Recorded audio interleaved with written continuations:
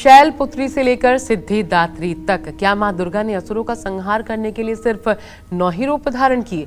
जिस शक्ति को आप पूज रहे हैं, क्या उनके सिर्फ 9 ही स्वरूप हैं?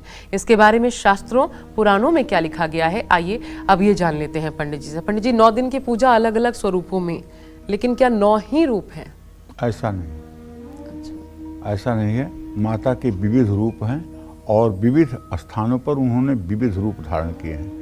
दुर्गा सप्तशती के 11वें अध्याय में, ये भी मार्कंडेय पुराण का ही विषय है, 11वें अध्याय के अनुसार शुंभ और निशुंभ नाम के 2 दैत्यों का वध करने के लिए माँ दुर्गा ने नंद के घर जन्म लिया।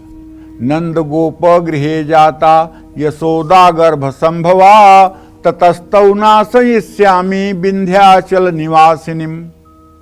नंद गोप के घर भादों के कृष्ण पक्ष की द्वितीया तिथि को जिस कन्या ने जन्म लिया था, जो कन्या अष्टमी तिथि को कृष्ण के बदले में कंस के हाथ में गई थी, वो कन्या विंध्यवासिनी है।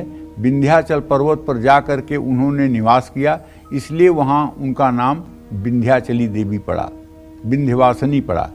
और उन्होंने शुंभ और निशुंभ का वहीं विंध्य पर्वत पर वध किया, असुरों का नाश किया। माँ दुर्गा ने पृथ्वी पर अवतार लेकर शुंभ निशुंभ का वध किया। उन दैत्यों का संहार करते समय माँ दुर्गा के दांत खून से लाल हो गए थे, इसलिए माँ का नाम एक और है, वो है रक्तदंतिका। रक्तदंतिका, जिसके दांत लाल हों उसको कहते हैं रक्तदंतिका।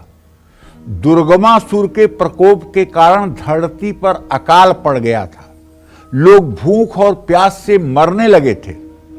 तब माता ने अपने शरीर से अनेकों शाक प्रकट किए, जिनको खाकर संसार की भूख शांत हुई।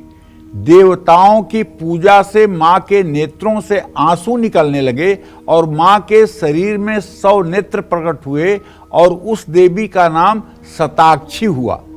शताक्षी नाम से भी मां की पूजा की जाती है। देवी के इस रूप के कारण धरती पर सूखा खत्म हो गया, अकाल खत्म हो गया और वृष्टि हुई। इसके बाद मां ने दुर्गमासुर और अन्य दैत्यों का वध किया। तब मां दुर्गा की शाकंभरी और दुर्गा रूप में पूजा हुई। जब हिमालय पर असुरों का अत्याचार बढ़ा तो मां दुर्गा ने भीमा देवी के रूप में अवतार लिया। यह देवी का भयानक रूप है। अरुण नामक दैत्य का वध करने के लिए मां दुर्गा ने 6 पैरों वाले असंख्य भ्रमर, भंवरा जिसको कहते हैं, भंवरों का रूप धारण किया, इसीलिए उनको भ्रामरी नाम से भी जाना जाता है।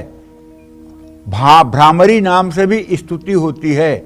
और जब जब संसार में दानव बाधा डालेंगे, तब तब मैं अवतार लेकर शत्रुओं का संहार करूंगी, ऐसा माता का वचन है। असुर कहीं से सींग लगाकर नहीं पैदा होते हैं। आसुरी आचरण करने वाले ये मनुष्य ही असुर हैं।